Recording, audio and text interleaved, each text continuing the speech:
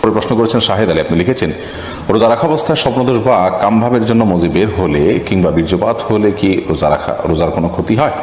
রোজার মধ্যে কামভাবের কারণে যদি কারোর মজি বের হয়, যেটাকে আঠালো কিছুটা আঠালো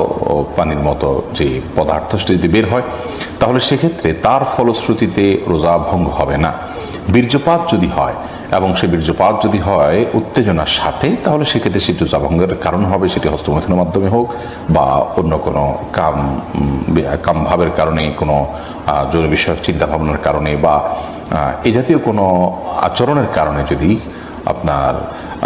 কামভাবের সাথে উত্তেজনার সাথে যদি বীর্যপাত হয়, তাহলে তার ফলে রোজা ভঙ্গ হবে। আর যদি কারোর অসুস্থতার কারণে বীর্যপাত হয়, শারীরিক কোনো দুর্বলতার কারণে অথবা স্বপ্নদোষের কারণে, তাহলে তার কারণে রোজা ভঙ্গ হবে না। তবে মজি যেটা কিছুটা আঠালো পানির মতো, সেটি বের হওয়ার